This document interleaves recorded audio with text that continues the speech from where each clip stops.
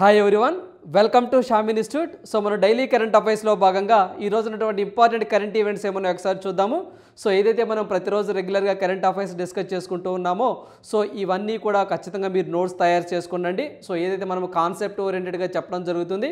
So మీరు ఒక్కొక్క video విన్నట్లయితే ఒక్కొక్క వీడియోలో కనీసం 50 నుంచి 60 కొత్త పాయింట్స్ మీకు యాడ్ అవుతూ ఉన్నాయండి. సో మీరు కంపేర్ చేసుకోండి, మీరు మార్కెట్లో చదివేదానికి ఇక్కడికి కంపేర్ చేసుకోండి. సో మనం ఏదైనా కరెంట్ అఫైర్ చెప్పినప్పుడు దాని బ్యాక్గ్రౌండ్ కూడా మీకు చెప్పడం జరుగుతూ ఉంది. సో ఖచ్చితంగా దీన్ని మంచిగా ఉపయోగించుకోండి. సో ఎవరైతే ఈ టైంని బాగా యూటిలైజ్ చేసుకుంటారో వాళ్ళు ఉన్నత శిఖరాలకు ఎదుగుతారండి. అంటే జనరల్గా ఏంటంటే ఏదైతే మీరు సీరియస్గా ప్రిపేర్ అవుతున్న ఆస్పిరెంట్స్, ఏదైతే మనకి ప్రిలిమ్స్ క్వాలిఫై అయినటువంటి ఆస్పిరెంట్స్ ఉన్నారో వీళ్ళంతా మీరు టైంని బాగా యూటిలైజ్ చేసుకోండి. యూటిలైజ్ చేసుకొని సో ఏదైతే రానున్న పోటీ పరీక్షలో మీరు విజేతగా నిలవడానికి ఈ యొక్క కరెంట్ అఫైర్స్ మీకు దోహదం చేస్తాయి. సో ఖచ్చితంగా ఇలాంటి అవకాశాలు మళ్ళీ రావండి. సో ఇది నోటిఫికేషన్ టైమ్స్ కాబట్టి టైంని ఉపయోగించుకోండి. టైంని ఎంత బాగా ఉపయోగించుకుంటే అంత మంచిది. సో ప్రతిరోజు ఏవైతే కరెంట్ అఫైర్స్ ఉంటాయో ప్రతిరోజు 1 అవర్ అనేటివి ఈ కరెంట్ అఫైర్స్ కేటాయించండి. సో ఏదైతే మనం జిఎస్తో పాటుగా రీజనింగ్, అర్థమెటిక్, జనరల్ స్టడీస్ వీటితో పాటుగా ప్రతిరోజు కరెంట్ అఫైర్స్కి ఒక 1 అవర్ కేటాయించండి. సో ఎగ్జామ్ ముందు 1 వీక్ 10 డేస్ అంటే కష్టమండి, ఇబ్బంది పడతారు. సో దాంట్లో భాగంగా ఈరోజు మనం ఫస్ట్ కరెంట్ అఫైర్ చూద్దాము. సో ఫస్ట్ కరెంట్ అఫైర్ చూసినట్లయితే ఈరోజు కునో పార్కు నుంచి పారిపోయిన చీతా అని చెప్పేసి ఈరోజు మరోసారి కునో నేషనల్ పార్క్ వార్తల్లో రావడం జరిగిందండి.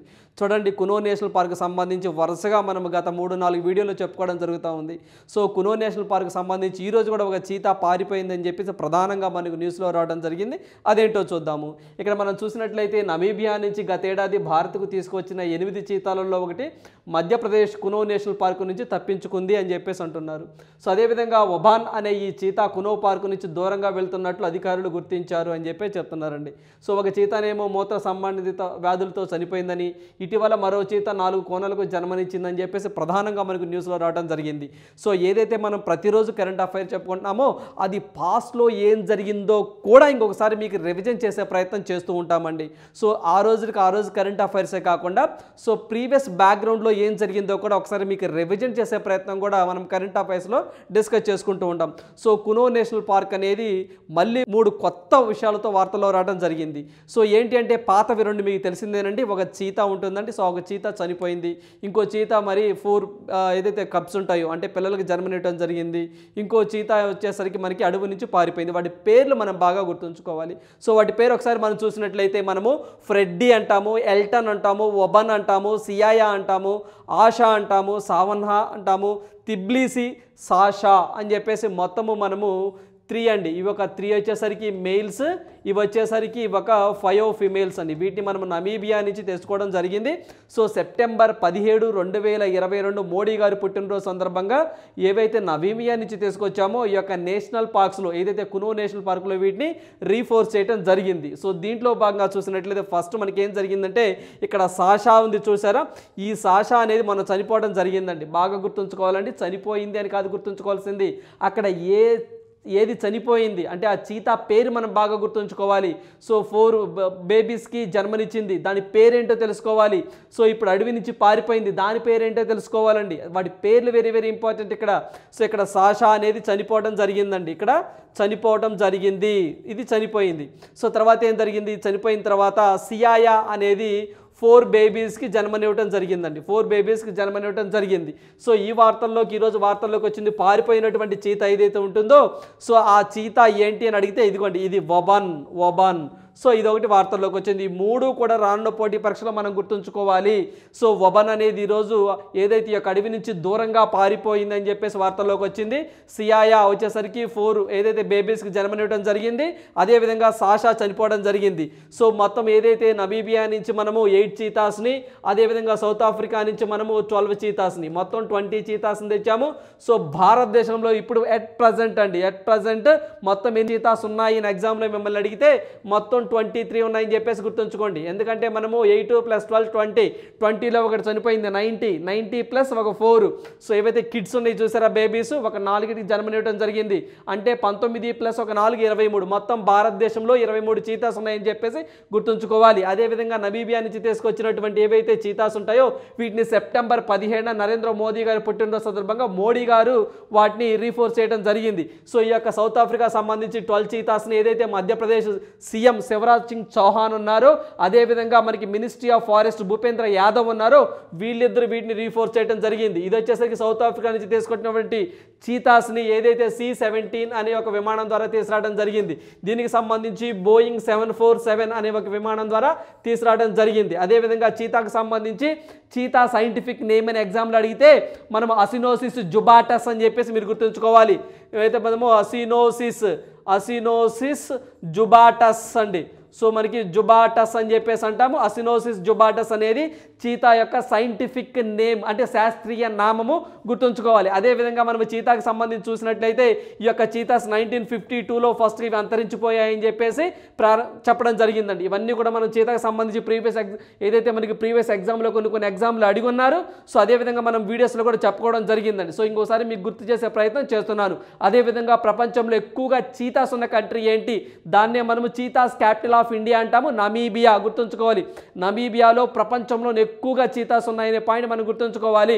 అందుకనే మనం నమీబియా నుంచి MOU చేసుకొని, అంటే మెమరాండమ్ ఆఫ్ అండర్స్టాండింగ్ చేసుకొని మనము 8 చీతాస్ని తీసుకురావడం జరిగిందండి. సో ఇదైతే వబన్ కానివ్వండి, సియాయా కానివ్వండి, సాషా కానీ గుర్తుంచుకోవాలి, రీసెంట్గా వార్తల్లోకి వచ్చినాయి. సో అందువల్ల ఇది పారిపోవడం జరిగిందండి. సో దీన్ని అధికారులు గుర్తిస్తూ ఉన్నారు. సో కునో నేషనల్ పార్క్ వచ్చింది కాబట్టి మధ్యప్రదేశ్లో ఏమైనా ఇంకా నేషనల్ పార్క్స్ ఉన్నాయా అంటే మధ్యప్రదేశ్లో బాగా గుర్తుంచుకోండి అండి, Kanha national park, Panna national park, Bandhavgarh national park, Pench national park, అదేవిధంగా మనము వనవిహార్ నేషనల్ పార్క్, ఇవన్నీ మనకి మధ్యప్రదేశ్లో ఉన్నటువంటి నేషనల్ పార్క్స్. పర్టికులర్గా చెప్పాలంటే ఏదైతే మనకి చిరుత పుల్లులు అండి, అయితే మనకి చీతాస్ అని తెల్ల పుల్లులు అంటామండి. సో తెల్ల పుల్లులు ఉన్నటువంటి నేషనల్ పార్క్ ఏంటి అంటే మీరు బాగా గుర్తుంచుకోవాలి, బాంధవ్గఢ్ నేషనల్ పార్క్ అని చెప్పేసి గుర్తుంచుకోవాలండి. అదేవిధంగా భారతదేశంలో నేషనల్ పార్క్స్ ఎక్కువగా ఏ రాష్ట్రంలో ఉన్నాయి అని చెప్పేసి లాస్ట్ టైం మన ఎగ్జామ్లో అడిగి ఉన్నారు. భారతదేశంలో ఎక్కువగా నేషనల్ పార్క్ ఉన్నటువంటి రాష్ట్రం ఏది అంటే మనం మధ్యప్రదేశ్ అని చెప్పేసి మనం గుర్తుంచుకోవాలి. సో ఇదండి దీనికి సంబంధించి ఓవరాల్గా మీకు మధ్యప్రదేశ్లో ఏ నేషనల్ పార్క్స్ ఉన్నాయో కూడా చెప్పడం జరిగింది. సో ఇంకొకసారి చెప్తున్నాను, బాగా గుర్తుంచుకోండి. సో మధ్యప్రదేశ్లో దీనికి సంబంధించి Panna national park, Kanha national park, Bandhavgarh national park, Pench national park, so మనకి వన్ విహార్ నేషనల్ పార్క్ అని చెప్పేసి ఉన్నాయండి. ఇంకోటి వచ్చేసరికి ఏదైతే ఇప్పుడు కునో నేషనల్ పార్క్ కానివ్వండి, అదేవిధంగా వన్ విహార్ కానివ్వండి, ఫజిల్ ఫోయిల్స్ అండి. సో మనకి ఫజిల్స్ నేషనల్ పార్క్ అని చెప్పేసి లాస్ట్ టైం తెలంగాణ ఎగ్జామ్లో అడుగున్నారండి ఫజిల్స్. సో మనకి ఫజిల్స్ నేషనల్ పార్క్ అని చెప్పేసి ఇవన్నీ కూడా మధ్యప్రదేశ్లో ఉన్నటువంటి నేషనల్ పార్క్స్ గుర్తుంచుకోవాలి. సో ఇదండి వార్తల్లో రావడం జరిగింది. సో మనకి Kuno national park. So next current affairs చూద్దాము. సో నెక్స్ట్ కరెంట్ అఫైర్స్ చూసినట్లయితే ఈరోజు మనకి IRDA అండి వార్తల్లోకి రావడం జరిగింది. Insurance regulatory development authority of India అని చెప్పేసి అంటాము. So IRDA approves 2 new life insurance companies అని చెప్పేసి వార్తల్లోకి వచ్చిందండి. సో ఏదైతే మనకి భారతదేశంలో ఇన్సూరెన్స్ కంపెనీని ఎవరు రెగ్యులేట్ చేస్తారు అంటే మనము IRDA అని చెప్పేసి గుర్తుంచుకోవాలి. అదేవిధంగా మనకి స్టాక్ మార్కెట్స్ను భారతదేశంలో ఎవరు రెగ్యులేట్ చేస్తారంటే సెబీ అని గుర్తుంచుకోవాలి. అదేవిధంగా టెలికాం కంపెనీస్ భారతదేశంలో ఎవరు రెగ్యులేట్ చేస్తారంటే ట్రాయ్ అని చెప్పేసి గుర్తుంచుకోవాలి. Telecom regulatory development authority of India అని చెప్పేసి గుర్తుంచుకోవాలి. భారతదేశంలో బ్యాంక్స్ని ఎవరు రెగ్యులేట్ చేస్తారంటే రిజర్వ్ బ్యాంక్ ఆఫ్ ఇండియా చేస్తుందని చెప్పేసి గుర్తుంచుకోవాలి. దాంట్లో భాగంగానే IRDA వార్తల్లోకి వచ్చింది. IRDA అంటే ఫుల్ ఫామ్ బాగా తెలుసుకోవాలి, insurance regulatory development authority of India అని చెప్పేసి గుర్తుంచుకోవాలి. సో వీళ్ళు భారతదేశంలో ఏదైనా కొత్తగా ఏదైనా ఇన్సూరెన్స్ కంపెనీ పెట్టాలంటే ఖచ్చితంగా వీళ్ళ పర్మిషన్ తీసుకోవాలి. గుర్తుంచుకోవాలండి, ప్రతిదీ మీకు ఎగ్జామ్లో ఉపయోగపడేదే చెప్తున్నాను. సో ఎటువంటి ఇబ్బంది లేకుండా మీకు స్మూత్గా నోట్స్ తయారు చేసుకునండి. గత ఎగ్జామ్లో అడిగిన బిట్స్ చెప్తున్నాను. సో అడగడానికి ఆస్కారం ఉన్న బిట్స్ కూడా మీకు చెప్తున్నాను, కాన్సెప్ట్ పరంగా చెప్తున్నాను. ఇప్పుడు IRDA వచ్చింది కాబట్టి IRDA అనేది రీసెంట్గా కొత్త న్యూ కంపెనీస్కి కొత్తగా ఒక 2 లైఫ్ ఇన్సూరెన్స్ కంపెనీకి భారతదేశంలో పర్మిషన్ ఇచ్చింది. ఆ కంపెనీస్ ఏంటి అని ఎగ్జామ్లో అడుగుతారు. సో అలా దానితో పాటుగా కాన్సెప్ట్ ఇప్పుడు మీకు బ్యాక్గ్రౌండ్ చెప్తున్నాను. ఫస్ట్ IRDA గురించి చెప్తున్నాను. IRDA గురించి అయిపోయిన తర్వాత IRDA వార్తల్లోకి ఎందుకు వచ్చిందో చూద్దాము. సో మనకి IRDA అంటే insurance regulatory development authority of India అని చెప్పేసి అన్నానండి. సో దీని యాక్ట్ ఎప్పుడు వచ్చిందంటే 1999లో వచ్చింది. సో IRDA యాక్ట్ సో ఎప్పటి నుంచి ఫోర్స్లోకి వచ్చిందంటే 2000 నుంచి ఫోర్స్లోకి వచ్చింది. గుర్తుంచుకోవాలి.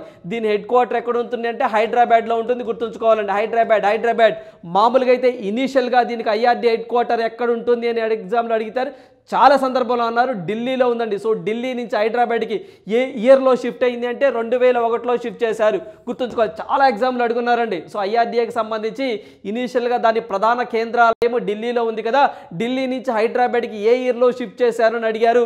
సో 2001లో చేశారు, గుర్తుంచుకోవాలండి. అదేవిధంగా ఐఆర్డీఏ హెడ్ క్వార్టర్ వచ్చేసరికి ఇప్పుడు అట్ ప్రజెంట్ అయితే మాత్రం హైదరాబాద్, సో తెలంగాణ అని చెప్పేసి మనం గుర్తుంచుకోవాలండి. అదేవిధంగా దీనికి సంబంధించి మనం చూసినట్లయితే ఏ కమిటీ ప్రకారం ఐఆర్డీఏని ఎస్టాబ్లిష్ చేశారు? ఆర్యన్ మల్హోత్రా కమిటీ అండి.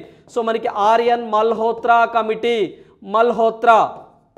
మల్హోత్రా కమిటీ ప్రకారము ఐఆర్డీఏని ఎస్టాబ్లిష్ చేశారు. ఇవన్నీ ఐఆర్డీకి సంబంధించిన పాయింట్స్ అన్ని. సో బాగా గుర్తుంచుకోవాలి, ఏ కమిటీ ప్రకారము ఐఆర్డీఏ అంటే ఒక insurance regulatory development authority of India ఉండాలని చెప్పేసి భారతదేశంలో ఏ కమిటీ చెప్పిందంటే మనం ఆర్యన్ మల్హోత్రా కమిటీ అని చెప్పేసి గుర్తుంచుకోవాలి.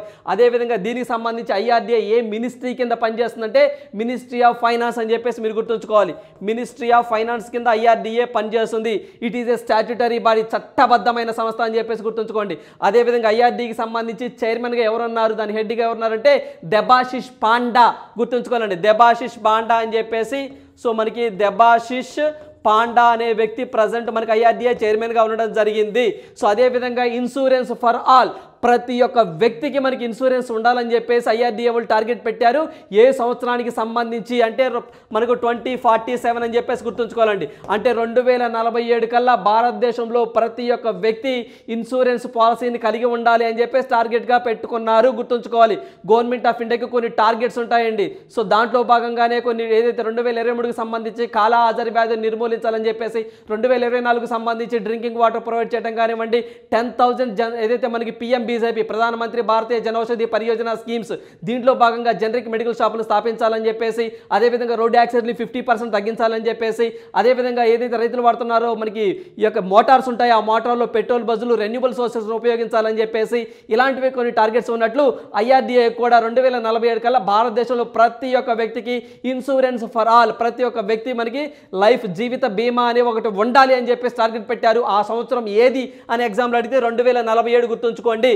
ఇప్పటి వరకు భారతదేశంలో ప్రతి సంవత్సరం అనేది 4% కానీ ఇన్సూరెన్స్ ఉంటుంది. అంటే దాదాపుగా 140 కోట్ల జనాభాలో ఇప్పటి వరకు ఇన్సూరెన్స్ కవర్ అయిన వాళ్ళు రఫ్గా 70 కోట్ల మంది ఉంటున్నారు. అంటే సగం మందికి ఇన్సూరెన్స్ లేదు అంటున్నారు. ప్రతి ఒక్క వ్యక్తికి బీమా సదుపాయాన్ని కల్పించాలని ఏ సంవత్సరాన్ని టార్గెట్గా పెట్టుకున్నారంటే 2047 గుర్తుంచుకోవాలండి. సో ఓవరాల్గా మీకు ఐఆర్డీఏ గురించి పూర్తిగా మీకు ఇన్ఫర్మేషన్ చెప్పడం జరిగింది. ఐఆర్డీఏ యాక్ట్ ఇంపార్టెంట్, ఎప్పుడు ఫోర్స్లోకి వచ్చింది, హెడ్ క్వార్టర్ ఎక్కడ, ఎప్పుడు దాన్ని హెడ్ క్వార్టర్ని మార్చారు, సో అదేవిధంగా ప్రజెంట్ ఏ కమిటీ ప్రకారం ఐఆర్డీఏ ఎస్టాబ్లిష్ అయింది, ఇవన్నీ మనం డిస్కస్ చేసుకోవడం జరిగింది. సో ఇప్పుడు వచ్చేసరికి ఐఆర్డీఏ వార్తల్లోకి వచ్చింది కాబట్టి ఇప్పుడు కరెంట్లోకి వద్దామండి. ఏంటి కరెంట్లో ఏం జరిగిందంటే రీసెంట్గా 2 లైఫ్ ఇన్సూరెన్స్ కంపెనీస్కి వీడు పర్మిషన్ ఇచ్చారు. సో ఆ 2 ఏంటి అని ఎగ్జామ్లో అడుగుతారు. ఇక్కడ మనం చూసినట్లయితే ఎకో లైఫ్ ఇన్సూరెన్స్ అని చెప్పేసి, సో మనకి ఇక్కడ చూస్తే మనము ఎస్కో లైఫ్ ఇన్సూరెన్స్ ఒకటి, క్రెడిట్ యాసెస్ లైఫ్ ఇన్సూరెన్స్. సో ఈ 2 బాగా గుర్తుంచుకోండి. ఇక్కడ మీరు ఫోటోలో చూసినట్లు సో ఇదొక ఇన్సూరెన్స్, అదేవిధంగా క్రెడిట్ యాసెస్ ఇండియా అని చెప్పేసి ఈ 2 ఇన్సూరెన్స్కి పర్మిషన్ ఇచ్చారు. ఇప్పటి వరకు భారతదేశంలో మొత్తము ఎన్ని లైఫ్ ఇన్సూరెన్స్ కంపెనీలు వర్క్ చేస్తున్నాయి బాగా గుర్తుంచుకోండి, 25. సో 25 అని చెప్పేసి గుర్తుంచుకోవాలండి. మొన్న దాకా 23 ఉండేవి, ఇప్పుడు కొత్తగా 2 ఇన్సూరెన్స్ కంపెనీస్కి పర్మిషన్ ఇచ్చారు. అవే మనము లైఫ్ ఇన్సూరెన్స్ ఒకటి, అదేవిధంగా క్రెడిట్ యాసెస్ లైఫ్. సో ఈ 2 గుర్తుంచుకోండి. ఎగ్జామ్ పాయింట్ ఆఫ్ వ్యూలో మొత్తం 25 ప్రజెంట్ రన్ అవుతున్నాయి, గుర్తుంచుకోవాలి. అందువల్ల వార్తల్లోకి వచ్చింది, మనం గుర్తుంచుకోవాలి. అదేవిధంగా దీన్ని చూసినట్లయితే ఐఆర్డీఏ హెడ్ ఎవరున్నారు, దెబాశిష్ పాండా. ఐఆర్డీ అంటే మొత్తం 10 మెంబర్ కమిటీ. సో మొత్తం 10 మెంబర్స్ ఉంటారండి. ఒక 5 వచ్చేసరికి ఏమో ఫుల్ టైం మెంబర్స్ ఉంటారు, ఒక 4 ఏమో పార్ట్ టైం మెంబర్స్ ఉంటారు, ఒక చైర్మన్ ఉంటారు. వీళ్ళందరినీ కలిపితే మనం ఐఆర్డీఏ అంటాం, గుర్తుంచుకోవాలండి. రైట్, ఈసారి ఎగ్జామ్లో ఐఆర్డీఏ గురించి అడిగితే బిట్టుపోవడానికి లేకుండా మీ ప్రిపరేషన్ ఉండాలి. నెక్స్ట్ కరెంట్ అఫైర్ చూద్దాం. సో నెక్స్ట్ కరెంట్ అఫైర్ చూసినట్లయితే మొక్కలు ఏడుస్తాయట, బాధ కలిగితే మాట్లాడుకుంటాయట.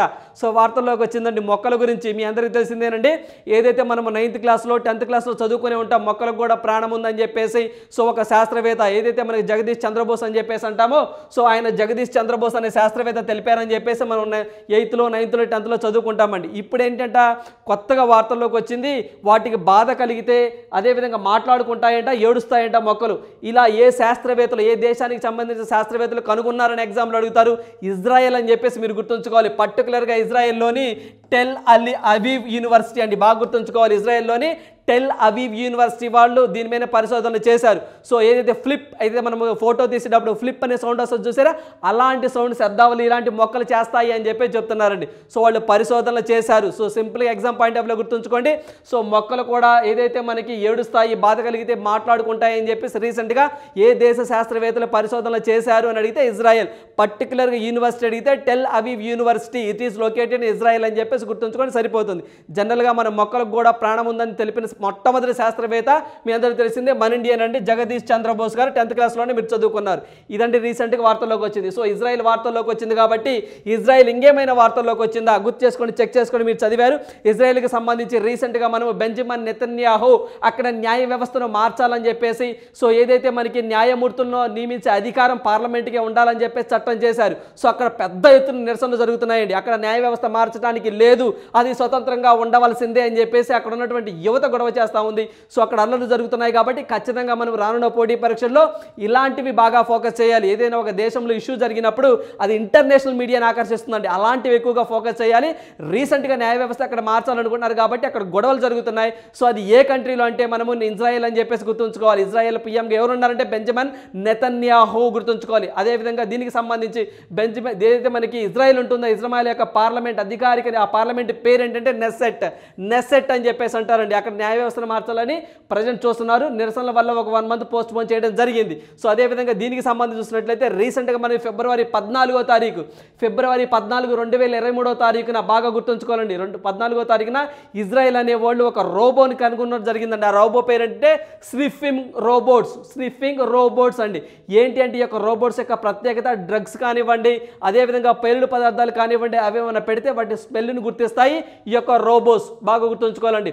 స్నిఫింగ్ రోబోట్స్ ఎవరు రీసెంట్గా కనుగొన్నారంటే ఇజ్రాయెల్ కంట్రీ అని చెప్పేసి గుర్తుంచుకోండి. సో ఈ 3 కూడా రానున్న పోటీ పరీక్షలో మనం ఇజ్రాయెల్ అంటే గుర్తుంచుకోవాల్సిన అంశాలు. ఒకటి వచ్చేసరికి ఇంకొకసారి చెప్తాను ఎందుకంటే ఎగ్జామ్లో ఎక్కువగా ఫోకస్ చేసే అంశాలను 1కి 2 సార్లు చెప్తానండి, బాగా గుర్తుంచుకోండి. సో ఇజ్రాయెల్ వార్తల్లోకి వచ్చింది. ఒకటి ఏదైతే మాత్రం మొక్కలు కూడా మాట్లాడుకుంటాయని చెప్పేసి వార్తల్లోకి వచ్చింది. టెల్ అవీవ్ యూనివర్సిటీ వాళ్ళు దీని మీద పరిశోధనలు చేశారు. అదేవిధంగా న్యాయ వ్యవస్థను మార్చాలని చెప్పేసి అక్కడ గొడవలు జరుగుతున్నాయి ఇజ్రాయెల్లో. అదేవిధంగా ఏదైతే మనము స్నిఫింగ్ రోబోట్స్ అని చెప్పేసి కనుగొన్నారు. ఈ రోబోట్స్ని ఎవరు కనుగొన్నారంటే ఇజ్రాయెల్ వాళ్ళు కనుగొన్నారు. ఇజ్రాయెల్గా ప్రజెంట్ పీఎంగా ఎవరంటే బెంజమిన్ నెతన్యాహు అనే వ్యక్తి ఉన్నారు, గుర్తుంచుకోవడం సరిపోతుంది. రైట్, నెక్స్ట్ కరెంట్ అఫైర్స్ చూద్దాము. సో అదేవిధంగా ఇక్కడ మనం చూసినట్లయితే ఏదైతే మనకి ఇలాంటి అల్లర్లు ఏదైతే ఇక్కడ చూడండి న్యాయ వ్యవస్థను మార్చాలని చెప్పేసి అక్కడ గొడవలు జరుగుతూ ఉన్నాయి. సో దీనికి మనం చూసినట్లయితే చిలీలో కూడా అండి, చిలీలో రాజ్యాంగాన్ని మార్చాలని చెప్పేసి గొడవలు జరుగుతున్నాయి. ఏదైతే మనము ఆ చిలీకి సంబంధించండి గ్యాబ్రియల్ బోరిక్ అనే వ్యక్తి పీఎంగా ఉన్నారు, గుర్తుంచుకోవాలి. చిలీలో రాజ్యాంగాన్ని సవరించాలని చెప్పేసి ఉన్నారు. అదేవిధంగా పెరుగు సంబంధించి దినా బొలార్టే మొట్టమొదటి ఉమెన్ ప్రెసిడెంట్ అండి ఆమె, దినా బొలార్టే, పెరుకి గుర్తుంచుకోవాలి. అక్కడ కూడా ఎలక్షన్లు జరపాలని చెప్పేసి గొడవలు జరుగుతున్నాయి. అదేవిధంగా ఇజ్రాయెల్లో జరుగుతున్నాయి. ఇలాంటి ఏమన్నా కాంట్రవర్సీస్ ఉంటే మనం ఖచ్చితంగా ఎగ్జామ్ పాయింట్ ఆఫ్ లో చదువుకోవాలి. అదేవిధంగా రీసెంట్గా ఇటలీకి సంబంధించి మొట్టమొదటి ఉమెన్ పీఎం వచ్చేసరికి జార్జియా మెలోని అని చెప్పేసి మీ అందరికీ తెలిసింది. అదొకటి మనం గుర్తుంచుకోవాల్సిన అంశాలు. నెక్స్ట్ కరెంట్ అఫైర్ చూద్దాము. సో ఏదైతే మనకి చాట్ జీటీపీ మరోసారి వార్తల్లోకి వచ్చిందండి. రీసెంట్గా చాట్ జీపీని ఇటలీ దేశం నిషేధిస్తుందని చెప్పేసి వార్తల్లోకి వచ్చింది, గుర్తుంచుకోవాలి.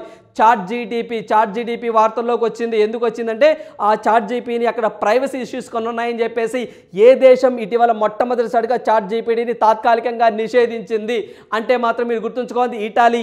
ఇప్పుడే చెప్పామండి, ఇటలీకి మొట్టమొదటి మహిళా ప్రధానమంత్రి. సో బాగా జార్జియో మెలోని గుర్తుంచుకోవాలండి. సో దాంట్లో భాగంగా చూసినట్లయితే డేటా లీకేజ్ ఇవ్వదంతమే దీనికి కారణం అని చెప్పి చెప్తున్నారు. సో దీనికి సంబంధించి ఏదైతే మనకి ఇటలీ డేటా ప్రొటెక్షన్ అథారిటీ వాళ్ళు దీన్ని బ్లాక్ చేశాము అని చెప్పి చెప్తున్నారు. సో దీనికి సంబంధించి వీళ్ళు ఎక్స్ప్లెనేషన్ అడుగుతూ ఉన్నారండి చాట్ జీటీపీ గురించి. సో ఇక్కడ మీకు 2 పాయింట్ బాగా గుర్తుండుకోవాలి. సో చాట్ జీటీపీ ఒకటి, బాట్ ఒకటి, 2 ప్రజెంట్ బాగా ట్రెండ్ అవుతా ఉన్నాయండి. చాట్ జీటీపీ అయితే మాత్రం మైక్రోసాఫ్ట్ వాళ్ళది గుర్తుంచుకోవాలి, అదే బాట్ అయితే మాత్రం గూగుల్ వాళ్ళది. ఇంకా ప్రజెంట్ ట్రయల్ వెర్షన్లో ఉందండి. సో ఈ రెండేంటో వేరియేషన్ ఏంటో చూద్దాము. సో చాట్ జీటీపీ ఇంకేమైనా వార్తల్లోకి వచ్చిందో చూద్దాం. రీసెంట్గా మనకి పంజాబ్ హర్యానా కోర్టు కూడా ఒక మర్డర్ కేసులో చాట్ జీటీపీని దాన్ని బేస్ చేసుకొని వార్తలు వచ్చినాయని చెప్పేసి మీరు కరెంట్ అఫైర్లో చదువుకొని ఉంటారు, చెక్ చేసుకోండి. రానున్న పోటీ పరీక్షల్లో భారతదేశంలో ఏ హైకోర్టు రీసెంట్గా చాట్ జీటీపీ సేవలని ఉపయోగించుకున్నాయి అంటే మీరు పంజాబ్ హర్యానా హైకోర్టు అని చెప్పేసి మీరు గుర్తుంచుకోవాలి. సో ఇక్కడ మనం చూసినట్లయితే చాట్ జీటీపీ, సో ఇది మైక్రోసాఫ్ట్ వాళ్ళదని చెప్పేసి డిస్కస్ చేసాం. చాట్ జీపీటీ అంటే అబ్రివేషన్ బాగా గుర్తుంచుకోవాలి. సో దీన్ని 2022 నవంబర్ 1 నుంచి అమల్లోనికి వచ్చిందండి. ఈ పాయింట్ కూడా గుర్తుంచుకోండి. చూడండి, చాట్ జీటీపీ భారతదేశంలో ఓవరాల్గా కంట్రీలో ఎప్పుడు అమల్లోకి వచ్చిందంటే మనకి 2022 నవంబర్, అంటే లాస్ట్ ఇయర్ నవంబర్లో అమల్లోకి రావడం జరిగింది. So chat generative pre trained transformer గుర్తుంచుకోవాలండి. సో మనకి ఏదైతే మనకి CHAT చాట్, G అంటే జనరేటివ్, P అంటే ప్రీ ట్రైన్డ్, T అంటే ట్రాన్స్ఫార్మర్ అని చెప్పేసి అంటామండి. సో ఇదేంటి అంటే దీని యొక్క మెయిన్ ఉద్దేశం ఏంటంటే 2021వ సంవత్సరానికి ముందున్నటువంటి విషయాలను మొత్తాన్ని సో మనకి ఎప్పటికప్పుడు సమాచారాన్ని ఇస్తూ ఉంటుంది. అంటే నీ మైండ్లో నువ్వు ఏదైతే సమాచారాన్ని కావాలనుకుంటున్నావో నీ యొక్క అభిరుచికి తగ్గట్టుగా జస్ట్ నువ్వు సెర్చ్ చేయగానే దాని గురించి పూర్తి డీటెయిల్స్ అనేది ఇస్తూ ఉంటుందండి. అదే బాట్ అయితే మాత్రం గూగుల్ వాళ్ళదండి. సో మనకి ఇది గూగుల్ వాళ్ళది. సో ఇది ప్రజెంట్ ట్రయల్ వెర్షన్లో ఉందండి. సో దీనికి ఏంటంటే అడ్వాన్స్డ్గా ఇది ఆన్లైన్లో ఉన్న విషయాల్ని ఎప్పటికప్పుడు చేరవేస్తుంది. అంటే మనకి ఈ చాట్ జీటీపీ కాడి కొంచెం అడ్వాన్స్డ్గా తీసుకొస్తామని చెప్పేసి ఈ యొక్క గూగుల్ వాళ్ళు సుందర పిచ్చయ్య గారు చెప్పడం జరుగుతుందండి. ఇది గూగుల్ వాళ్ళది గుర్తుంచుకోవాలి. ఇది ఆన్లైన్కి సంబంధించి ఎప్పటికప్పుడు విషయాలండి. ఇది వచ్చేసరికి 2021 ముందున్న సమాచారం అంట. అంటే 2022లో సమాచారం మళ్ళీ తెలియదు, 2027 ముందున్న సమాచారాన్ని మొత్తాన్ని మనకి చేరవేస్తూ ఉంటుంది. ఈ బాట్ అయితే మాత్రం ఆన్లైన్లో ఉన్న సమాచారం, ఇప్పుడేం జరిగింది, లాస్ట్ మినిట్ ఏం జరిగింది, ఎప్పటికప్పుడు మనకి అప్డేట్ ఇస్తూ ఉంటుంది ఈ యొక్క బాట్. ఇది గూగుల్ వాళ్ళది, మైక్రోసాఫ్ట్ వాళ్ళది గుర్తుంచుకోవాలి. సో దీంట్లో భాగంగానే మనకి పంజాబ్ హైకోర్టు, సో వీళ్ళు బాట్ దీనికి సంబంధించి చాట్ జీటీపీ సేవలను మొట్టమొదటిసారిగా ఉపయోగించుకున్నటువంటి హైకోర్ట్స్ ఒక మర్డర్ కేసులో వాటి యొక్క అంటే ఇంత క్రూరమైనటువంటి ఏదైతే మనకి ఈ యొక్క జడ్జిమెంట్లో ఎటువంటి శిక్షలు వేయొచ్చో ఈ యొక్క చాట్ జీటీపీలో ఫస్ట్ టైం సెర్చ్ చేసిన హైకోర్టులు ఏంటి అని ఎగ్జామ్లో అడిగితే పంజాబ్, హర్యానా హైకోర్టులు అని చెప్పేసి గుర్తుంచుకోండి. రైట్, నెక్స్ట్ కరెంట్ అఫైర్స్ చూద్దామండి. సో ఖచ్చితంగా వీడియోని లైక్ చేయండి. సో మీరు మాకు ఎంత లైక్ చేస్తే మీకు అంత కంటెంట్ మీకు అందించడం జరుగుతుంది. సో ఎంకరేజ్మెంట్ ఇవ్వండి. సో నెక్స్ట్ కరెంట్ అఫైర్స్ చూద్దాము. సో నెక్స్ట్ కరెంట్ అఫైర్స్ చూసినట్లయితే ఎర్వీకులం నేషనల్ పార్క్ మరోసారి వార్తల్లోకి రావడం జరిగిందండి. So Eravikulam national park it is located in Kerala. గుర్తుంచుకోవాలండి, కేరళలో ఇవే కాదండి నేషనల్ పార్క్స్, వైల్డ్ లైఫ్ ఛాన్సెస్ చాలా ఉన్నాయి. కొన్ని ఇంపార్టెంట్ చూసినట్లయితే మనం Eravikulam national park, silent valley national park, pin valley ఏదైతే మనకు Periyar national park, Eravikulam national park, Pambadum Shola national park, Anamudi shola national park. So ఇవన్నీ కూడా మనకి కేరళలో ఉన్నటువంటి ఇంపార్టెంట్ నేషనల్ పార్క్స్ అని చెప్పేసి మనం గుర్తుంచుకోవాలి. పర్టికులర్గా ఎర్వీకులం నేషనల్ పార్కులో మనకి యార్సా గుంబా మీ అందరికీ తెలిసిందేనండి, వయగ్రా, హిమాలయన్ వయగ్రా ఎక్కువగా ఎక్కడ ఏ నేషనల్ పార్కులో దొరుకుతుంటే ఎర్వీకులం నేషనల్ పార్కులోనే దొరుకుతుంది, గుర్తుంచుకోవాలి. రీసెంట్గా ఏదైతే మనకి సైలెంట్ వ్యాలీ నేషనల్ పార్క్ సంబంధించి ప్రసాద్ అనే వ్యక్తి ఒక పర్యావరణ వేత్త చనిపోవడం జరిగిందండి. సో ఒకప్పుడు అతను 1960sలో ఏదైతే మనకి సైలెంట్ వ్యాలీ నేషనల్ పార్క్ యొక్క దీనికోసం ఆయన బాగా కృషి చేశారని చెప్పేసి వార్తలు వచ్చినాయి, మీరు అందరూ చదువుకున్నారు. సో ఈరోజుకి మనకి ఎర్వీకులం నేషనల్ పార్క్ అనేది వార్తల్లోకి ఎందుకు వచ్చిందంటే ఇది first Eravikulam national park gets a fernarium అని చెప్పేసి వార్తల్లోకి వచ్చిందండి. ఫెర్నారియం అని చెప్పేసి వచ్చింది. సో ఏంటి ఒక ఫెర్నారియం? సో ఇక్కడ మీరు పిక్లో చూస్తున్నట్టు ఇవి మొక్కలండి, ఫెర్నారియం అని చెప్పేసి ఇవి మొక్కలు. సో ఇవి పర్యావరణానికి అత్యంత మనకి సన్నిహితంగా ఉంటాయండి, ఎక్కువ ఫ్రెండ్లీగా ఉంటాయన్నమాట. సో వాతావరణానికి ఇబ్బంది లేకుండా చాలా మంచిగా ఉంటాయండి. సో ఇలాంటివి ఎక్కువగా ఈ యొక్క ఫస్ట్ ఏ నేషనల్ పార్కులో ప్లాంటేషన్ చేశారు అంటే వాటిని ఎక్కువగా డెవలప్మెంట్ చేస్తున్నారు అంటే మనము ఎర్వీకులం నేషనల్ పార్క్ అని చెప్పేసి మీరు గుర్తుంచుకోవాలి. సో ఇప్పటి వరకు దగ్గరగా 104 వెరైటీస్ ఆఫ్ యొక్క ఫెర్నారియం మొక్కలు ఉన్నాయి. వాటిని రాబోయే రోజుల్లో సో దగ్గరగా డేటాని బాగా పెంచుతాము అని చెప్పి చెప్తా ఉన్నారండి. సో దగ్గర మనం చూసినట్లయితే this is the first time such a fern collections is being the setup in the hill station. So ENP అంటే ఎర్వీకులం national park said that 52 varieties of ferns had already been planted in the new fernarium. So already 52 ఉన్నాయంటండి, దాన్ని 104 చేస్తాము అని చెప్పి చెప్తా ఉన్నారండి. So రీసెంట్గా ఈ యొక్క ఫెర్నారియం అనే మొక్కల్ని ఏ నేషనల్ పార్క్లో ప్లాంట్ చేశారంటే ఎర్వీకులం నేషనల్ పార్క్ గుర్తుంచుకోండి సరిపోతుంది. అదే విధంగా రీసెంట్గా మనం చూసినట్లయితే ఏదైతే మనకి బండీపూర్ నేషనల్ పార్క్ వార్తల్లో రావడం జరిగింది, ఇప్పుడు ఎర్వీకులం నేషనల్ పార్క్ రావడం జరిగింది, కునో నేషనల్ పార్క్ వార్తల్లో రావడం జరిగింది. సో అదేవిధంగా బాంధవ్గర్ నేషనల్ పార్క్ రావడం జరిగిందండి. ఇవన్నీ మనం గుర్తుంచుకోవాల్సిన అంశాలు. So wild life protection act 1972, ఇంకోసారి గుర్తు చేస్తున్నాను, వైల్డ్ లైఫ్ ప్రొటెక్షన్ యాక్ట్ 1972 అని చెప్పేసి దీని ప్రకారమే ఒక నేషనల్ పార్క్ని ఒక వైల్డ్ లైఫ్ శాంక్చురీని డిక్లేర్ చేస్తాము. బాగా గుర్తుంచుకోవాలండి. మొత్తం దగ్గరగా 106 నేషనల్ పార్క్స్ ఉన్నాయండి. సో భారతదేశంలో అతిపెద్ద నేషనల్ పార్క్ ఏంటి? నేషనల్ పార్క్ ఏంటంటే Hemis national park. It is located in లదాఖ్లో ఉంటుందండి. భారతదేశంలో అతి పెద్ద నేషనల్ పార్క్ ఏంటి అంటే హెమిస్ నేషనల్ పార్క్ లదాఖ్లో ఉంటుందనే పాయింట్ మనం గుర్తుంచుకోవాలి. సో అదేవిధంగా ఇక్కడ మనకి ఎందుకు వార్తల్లోకి వచ్చిందంటే దీనికి సంబంధించి ఫెర్నారియం అనే మొక్కల్ని ఫస్ట్ ఎర్వికులం నేషనల్ పార్క్లో ప్లాంట్ చేయడం జరిగింది అనే పాయింట్ గుర్తుంచుకోండి, సరిపోతుందండి. సో అదేవిధంగా ఇక్కడ మనం చూసినట్లయితే ఏవైతే ఈ యొక్క national parks wildlife life sanctuary నుంచి ఒక బిట్ ఎక్స్పెక్ట్ చేయొచ్చండి. సో దాదాపుగా మీరు మ్యాక్సిమం ఒక 100 నేషనల్ పార్క్స్ మీకు తెలిసి ఉండాలండి. నేషనల్ పార్క్స్ కానివ్వండి, వైల్డ్ లైఫ్ సాంచురీ కానివ్వండి, టైగర్ రిజర్వ్ కానివ్వండి, మీకు మొత్తం ఒక 100 తెలుసుంటే మీరు ఎగ్జామ్లో ఒక బిట్ పెట్టగలుగుతారు. సో నెక్స్ట్ కరెంట్ అఫైర్ చూద్దాము. సో నెక్స్ట్ కరెంట్ అఫైర్ చూసినట్లయితే మనకి సలీం దురానీ కన్నుమూత అని చెప్పేసి ఈరోజు ప్రధానంగా న్యూస్ రావడం జరిగిందండి. సో ఈయన క్రికెట్కి సంబంధించిన వ్యక్తి అండి. సో సలీం దురానీ గారు నిన్న చనిపోవడం జరిగింది. సో ఇతను వచ్చేసరికి అండి దగ్గరగా 1960-73లో ఇతను అంతర్జాతీయ క్రికెట్ మ్యాచ్లు ఆడారని చెప్పేసి, సో కొన్ని కీలక మ్యాచ్ల్లో ఇతను బాగా వ్యవహరించారని చెప్పేసి వార్తలు రావడం జరిగిందండి. రేపు మనకి ఎగ్జామ్ పాయింట్ ఆఫ్ వ్యూలో రీసెంట్గా మనకి సలీం దురానీ అనే వ్యక్తి చనిపోయారు కదా, ఇతను ఏ ఆటకు సంబంధించిన వ్యక్తి అని ఎగ్జామ్లో అడుగుతారు, క్రికెట్ అని చెప్పేసి మనం గుర్తుంచుకోవాలి. అదేవిధంగా లాస్ట్ టైం ఇతను 1973లో ఇంగ్లాండ్తో చివరి మ్యాచ్ ఆడాడని చెప్పేసి, సో అర్జున అవార్డు తీసుకున్న వ్యక్తుల్లో క్రికెటర్లో మొట్టమొదటి వ్యక్తి ఇతనే అనే పాయింట్ కూడా మనం గుర్తుంచుకోవాలండి. ఎవరైనా సలీం దురానీ అండి. ఇతను జనరల్గా ఆఫ్ఘనిస్తాన్లో జన్మించడం జరిగింది. బట్ ఇతను ఏదైతే మనకి పుట్టడం మాత్రం ఆఫ్ఘనిస్తాన్ అండి, బట్ పెరగడం సో అంతా మనకి ఏదైతే మనకి గుజరాత్ ఉంటుందో సో ఆ గుజరాత్లో ఇతను పెరిగాడని చెప్పేసి, సో ఇతను ఇండియన్ పౌరసత్వం తీసుకున్నారని చెప్పేసి చెప్తాం. దాంట్లో భాగంగా ఇతను మనం చూసినట్లయితే ఇతని గురించి కొన్ని ఇంపార్టెంట్ ఫ్యాక్ట్స్ కొన్ని చూద్దామండి. ఇతను ఒక సినిమాలో హీరో కూడా నటించాడు. అదేవిధంగా అర్జున అవార్డు తీసుకున్నాడు. అదేవిధంగా CK Naidu life time achievement award కూడా తీసుకోవడం జరిగింది. ఇవన్నీ కూడా రానున్న పోటీ పరీక్షల్లో ఒక వ్యక్తి చనిపోతే అతని గురించి కనీసం 5-6 పాయింట్లు తెలుసుకోవాలి అని చెప్పేసి మనం ప్రతిసారి చెప్తూ ఉంటాం. ఇప్పుడు కూడా అది చెప్తా ఉన్నాం. ఏదైతే మనకి యొక్క సలీం దురానీ ఏ ఆటకి సంబంధించిన వ్యక్తి, క్రికెట్కి సంబంధించిన వ్యక్తి రీసెంట్గా చనిపోవడం జరిగింది. అతనికి CK Naidu life time achievement award ఎప్పుడు వచ్చింది? 2011లో వచ్చింది. అదేవిధంగా ఇతనికి అర్జున అవార్డు ఎప్పుడు వచ్చింది? 1961లో వచ్చింది, గుర్తుంచుకోవాలండి.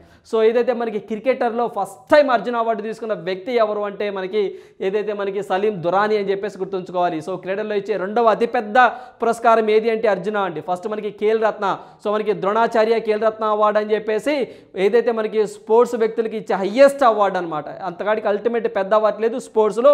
ఖేల్ రత్న, ద్రోణాచార్య మీ అందరూ తెలిసిందండి, Rajiv Gandhi Khel Ratna.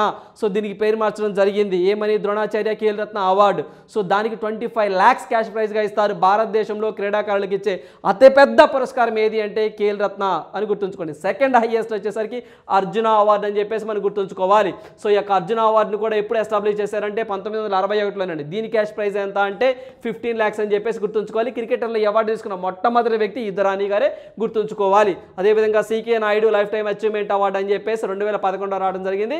CK Naidu trophy cricket ఆటకు సంబంధించిందని చెప్పేసి గుర్తుంచుకోండి. అదేవిధంగా ఇతను 1973లో పర్వీన్ బాబీ హీరోయిన్గా, అంటే పర్వీన్ బాబీ అనే హీరోయిన్గా నటించినటువంటి ఒక చిత్రం చరిత్ర, గుర్తుంచుకోండి. చరిత్ర సినిమాలో ఇతను హీరో కూడా నటించడం జరిగిందండి. ఈ మూడు మనం బాగా గుర్తుంచుకోవాలి. సో అదేవిధంగా ఇతను గుజరాత్ అని చెప్పేసి మనం గుర్తుంచుకోవాలండి. గుజరాత్ అని చెప్పేసి గుర్తుంచుకోవాలి. సో బోర్న్ అయితే మాత్రం ఆఫ్ఘనిస్తానే, but settled in America, Gujarat అని చెప్పేసి గుర్తుంచుకోవడం సరిపోతుంది. సో నెక్స్ట్ కరెంట్ అఫైర్ చూద్దాము.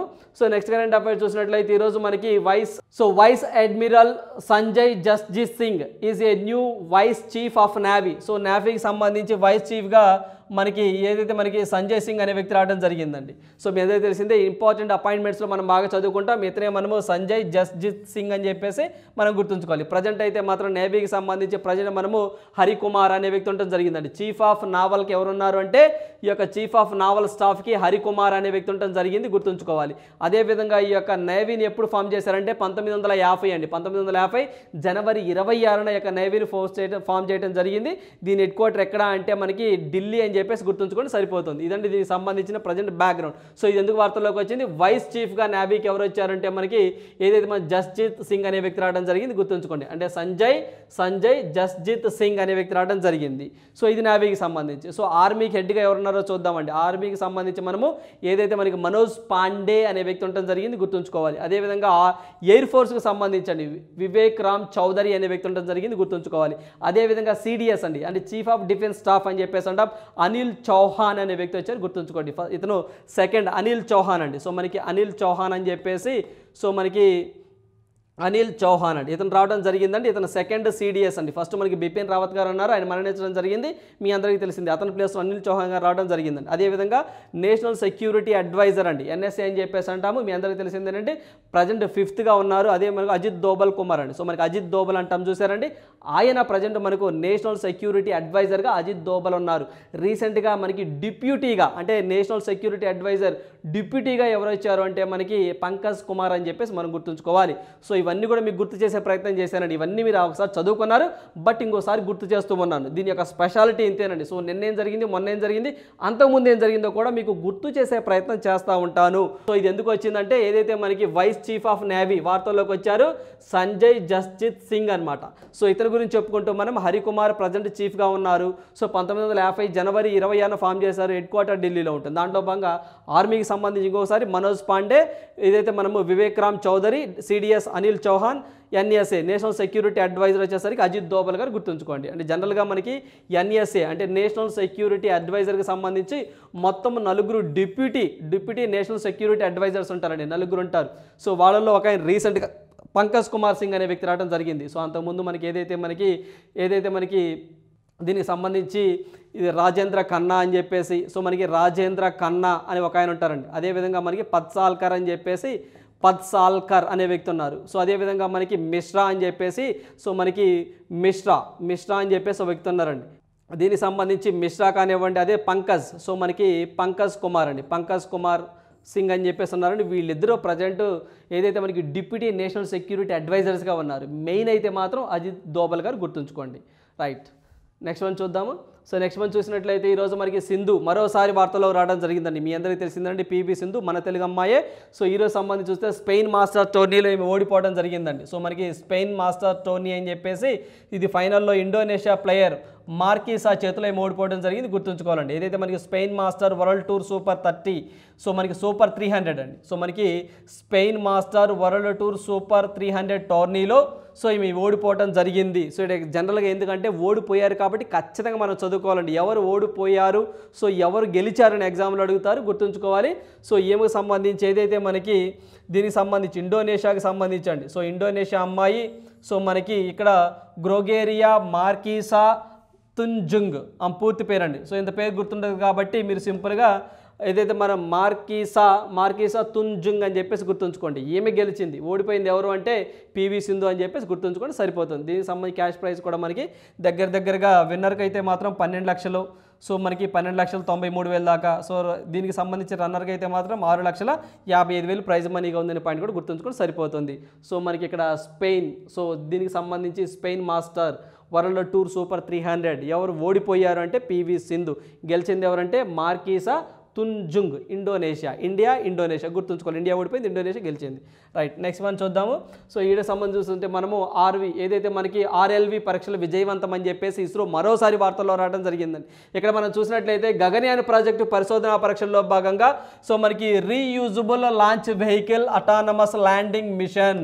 సో ఈ పాయింట్ మనం బాగా గుర్తుంచుకోవాలండి. Reusable launch vehicle autonomous landing mission అనే ఒక రాకెట్ ప్రయోగాన్ని భారత్ ఏదైతే మనకి ఇస్రో ఉంటుందో దీన్ని విజయవంతంగా కొనసాగించింది అని చెప్పి చెప్తున్నారు. దీనికి సంబంధించి కర్ణాటక రాష్ట్రం చిత్రదుర్గ జిల్లాలోని కుందాపురం సమీపంలో, ఈ పాయింట్ బాగా గుర్తుంచుకోండి, ఈ యొక్క ప్రయోగం ఎక్కడ జరిగింది అంటే కర్ణాటక రాష్ట్రంలోని చిత్రదుర్గ జిల్లా కుందాపురం సమీపంలో ఏరోనాటిక్ టెస్ట్ రేంజ్లో ఈ యొక్క పరీక్షను నిర్వహించారు అనే పాయింట్ బాగా గుర్తుంచుకోండి. ఏదైతే భారత వైమానిక దళానికి సంబంధించి చినూక్ అనే హెలికాప్టర్ సహాయంతో ఈ యొక్క ఆర్ఎల్వి రాకెట్ను సముద్ర మట్టానికి 4.5 కిలోమీటర్ల ఎత్తుకు తీసుకెళ్లి వదిలిపెట్టారు. సో దీనికి సంబంధించి ఏదైతే ఆర్వీఎల్ ఎల్ఈఎక్స్లోని మిషన్ మేనేజ్మెంట్ కంప్యూటర్ కమాండ్ ఆధారంగా రాకెట్ తిరిగి భూమిపై నిర్దేశించిన ప్రాంతంలో క్షేమంగా ల్యాండ్ అయింది అని చెప్పి చెప్తున్నారండి. జనరల్గా ఏదైతే మనకి రాకెట్ తీసుకుపోయే ప్యాడ్ ఉంటాయో ఒకసారి పైకి వెళ్ళాలంటే మళ్ళీ రీయూజబుల్ ఉండదండి. సో మనకి కిందకి రావటాలంటూ ఉండవు. సో బట్ ఇక్కడ మాత్రం ఏదైతే మనకి గగనయాన్ ప్రాజెక్ట్లో భాగంగా ఒక చిన్న టెస్ట్ చేశారండి. సో మళ్ళీ ఏదైతే ఈ యొక్క హెలికాప్టర్ అండి చినూక్, ఇది కూడా బాగా గుర్తుంచుకోండి, చినూక్ అనే హెలికాప్టర్ల ద్వారా ఈ యొక్క ఏదైతే దీనికి సంబంధించి వైమానిక దళానికి సంబంధించిన చినూక్ అనే హెలికాప్టర్ల ద్వారా ఈ యొక్క reusable launch vehicle autonomous landing mission అనే ఒక రాకెట్ను సముద్ర మట్టానికి 4.5 కిలోమీటర్లు జారవిడిచి ఏదైతే మనకి రిమోట్ సెన్సింగ్ ఆధారంగా దాన్ని కిందకు తీసుకురావడం జరిగింది, సురక్షితంగా ల్యాండ్ అయింది అని చెప్పి చెప్తున్నారు. సో ఇది ఎక్కడ జరిగింది అన్నది రేపు మనకి exam point of view important. So మనకి కర్ణాటక రాష్ట్రము చిత్రదుర్గ జిల్లా కుందాపురం అని చెప్పేసి గుర్తుంచుకొని సరిపోతుంది. అదేవిధంగా మనం రీసెంట్గా ఇస్రోకి సంబంధించి LVM-3 అని చెప్పేసి ఒక ప్రయోగాన్ని సక్సెస్ఫుల్గా కంప్లీట్ చేశామండి. దాంట్లో 36 ఉపగ్రహాలు పంపించడం జరిగింది. మొత్తం అంతకుముందు ఏదైతే ఒక 36 పంపించాం, మొన్న ఒక 36, మొత్తం 72 అండి. సో సక్సెస్ఫుల్గా రన్ అయిందండి. దీనికి సంబంధించి మనము అక్టోబర్ 27 అండి. సో మనకి ఏదైతే మనకి అక్టోబర్ 23న 2022లో ఒక 36 ఉపగ్రహాలు పంపించాం. మొన్న రీసెంట్గా 26వ తారీఖు అండి. సో మార్చి 26వ తారీఖున మరొక 36 పంపించాం. మొత్తం మనం 72 ఉపగ్రహాలు పంపించడం జరిగింది, గుర్తుంచుకోవాలి. సో LVM-3 సంబంధించి ఏదైతే మార్చి 27వ తారీఖున మాకు వీడియో చేయడం జరిగిందండి. ఎవరైనా ఆ వీడియో చూడండి. సో ఖచ్చితంగా రానున్న పోటీ పరీక్షలు అక్కడ మనం ఒక బిట్ ఎక్స్పెక్ట్ చేయొచ్చు. మార్చి 27వ తారీఖున మనము ఇస్రో మీద ఒక వీడియో చేయడం జరిగింది. సో నెక్స్ట్ కరెంట్ అఫైర్స్ చూద్దాము. సో నెక్స్ట్ మనం చూసినట్లయితే world's first hydrogen powered ferry MF Hydra begins service. So మనకి ఏదైతే మనకి ఫెర్రీ అని చెప్పేసి ఉంటామో, హైడ్రోజన్ పవర్డ్ ఫెర్రీ అంటే ఒక బోట్ అండి. సో ఒక బోట్, ఇక్కడ మీరు పిక్లో చూస్తున్నట్టు ఒక బోట్, ఒక పడవ అని చెప్పేసి చెప్పుకోవచ్చు. ఇది ఫస్ట్ హైడ్రోజన్తో నడిచేది అని చెప్పేసి చెప్తాం. దాని పేరు MF హైడ్రా, గుర్తుంచుకోండి అండి. MF హైడ్రా ప్రపంచంలోనే మొట్టమొదటి హైడ్రోజన్ ఆధారిత బోట్. ఎక్కడ దాని పేరేంటి అని ఎగ్జామ్లో అడుగుతారు. సో ఇది నార్వే కంట్రీకి సంబంధించింది MF హైడ్రా అని చెప్పేసి గుర్తుంచుకోండి. సో దీనికి సంబంధించి చూసినట్లయితే ఏదైతే మనం నార్వీజియన్ కంపెనీ నోర్లాండ్ అని చెప్పేసి వీళ్ళు తయారు చేశారండి దీనికి సంబంధించి. సో అంతకుముందు దీనికి సంబంధించి బ్యాటరీ ఆపరేటెడ్ చేశారు. సో ఇప్పుడు హైడ్రోజన్తో మనకి ఏదైతే మనకి ఇప్పుడు ఈ యొక్క డీజిల్ వీటి కాకుండా హైడ్రోజన్తో నడిచేటువంటి దాన్ని ఒక ఫెర్రీని తీసుకురావడం జరిగింది. సో ఇది పర్యావరణానికి అత్యంత అనుకూలమైంది అని చెప్పేసి వీళ్ళు చెప్తున్నారండి. ఎటువంటి CO2ని విడుదల చేయదు, ఎకో ఫ్రెండ్లీగా ఉంటుందని చెప్పి చెప్తున్నారు. దగ్గరగా ఇలాంటివి 70 ఎలక్ట్రానిక్ ఫెర్రీస్ ఇన్ ఆపరేషన్స్ అని చెప్పి చెప్తున్నారు. ఇప్పుడు ఇలాంటి దగ్గరగా 70 ప్రజెంట్ వీటిని అందుబాటులోకి తెచ్చామని చెప్పేసి వీళ్ళు చెప్తున్నారు. సో బాగా గుర్తుంచుకోండి, FM హైడ్రా గుర్తుంచుకోండి అండి. సో ఈ దగ్గరగా 82.4 మీటర్ల పొడవు ఉంటుందండి. సో దగ్గరగా 300 ప్రయాణికులండి, 300 మంది ప్రయాణికుల్ని ఇది లాంచ్ చేయగలదండి. అంటే దీని యొక్క కెపాసిటీ 300 ప్రయాణికులు అని చెప్పేసి కూడా గుర్తుంచుకోండి అండి. సో ఇక్కడ ఏదైతే మనకి నదుల్లో విహారయానం చేయడం కోసం అండి, సో విహారయానం చేయడం కోసం హైడ్రోజన్తో నడిచే మొట్టమొదటి బోటు ఎక్కడ, దాని పేరు అంటే నార్వేజియన్ కంపెనీ వాళ్ళు తయారు చేశారు, MF హైడ్రా అని చెప్పేసి మీరు గుర్తుంచుకోండి అండి. సో అదేవిధంగా మనం రీసెంట్గా జనవరి 13వ తారీఖు అండి, సో MV గంగా విలాస్ అని చెప్పేసి నదీయానం అండి. సో ప్రపంచంలో అత్యంత సుదీర్ఘంగా ప్రయాణించేటువంటి ఒక నౌక ఏది అంటే మనము MV గంగా విలాస్ అని చెప్పేసి మీరు గుర్తుంచుకోవాలి. ఏదైతే మనకి బంగ్లాదేశ్ ఇండియాకి మధ్య సరిహద్దు ప్రాంతాలలో ఈ యొక్క పర్యాటకం కోసం దాన్ని తీసుకురావడం జరిగింది. మొత్తం 5 రాష్ట్రాల గుండా అది ప్రవహిస్తూ అంటే 5 రాష్ట్రాలు టచ్ చేసుకుంటూ వెళ్తుందనే పాయింట్ కూడా మీరు గుర్తుంచుకోవాలి. దగ్గరగా మనకి 32,000 కిలోమీటర్లు అది ప్రయాణం చేస్తుందని చెప్పేసి సో మీరు గుర్తుంచుకోవాలి. మొత్తం 27 నదీ జల మార్గాలను కవర్ చేస్తుందని చెప్పేసి గుర్తుంచుకోవాలి.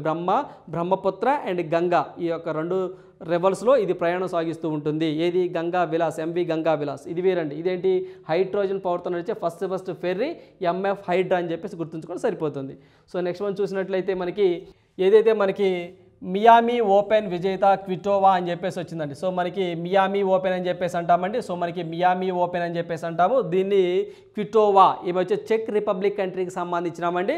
సో మనకి చెక్ రిపబ్లిక్ కంట్రీకి సంబంధించిన ఆమె. సో ఈమె విజేత అయిందండి. ఎవరైతే మరి ఓడిపోయిన వ్యక్తి ఎవరంటే కజకిస్తాన్కి సంబంధించి ఎలీనా రెబాకినాను ఓడించి ఈ యొక్క చెక్ రిపబ్లిక్ భామ. సో ఇక్కడ మిక్కులో చూస్తున్నట్లు ఏమేనండి చెక్ రిపబ్లిక్ కంట్రీకి సంబంధించి ఈమె క్విటోవా. సో మన క్విటోవా విజయం సాధించింది, గుర్తుంచుకోండి సరిపోతుంది. జనరల్గా కూడా ఎగ్జామ్ పాయింట్ ఆఫ్ వ్యూలో మియామి ఓపెన్ టెన్నిస్ మహిళల సింగిల్స్ ఎవరు విన్ అయ్యారు అంటే మనం క్విటోవా అని చెప్పేసి గుర్తుంచుకోండి. ఆమె ఏ కంట్రీ అంటే మాత్రం చెక్ రిపబ్లిక్. ఓడిపోయింది ఎవరు అంటే కజకిస్తాన్ కంట్రీకి సంబంధించి రెబాకినా, గుర్తుంచుకొని సరిపోతుంది. సో ఇవన్నీ ఈరోజు ఇంపార్టెంట్ కరెంట్ అఫైర్స్. సో ఖచ్చితంగా మీకు ఏవైతే మేము కరెంట్ అఫైర్స్ అందిస్తున్నామో జాగ్రత్తగా నోట్స్ తయారు చేసుకోండి అండి. మంచి మార్కులు రావడానికి ఆస్కారం ఉంటుంది. So thank you, all the best your upcoming exams.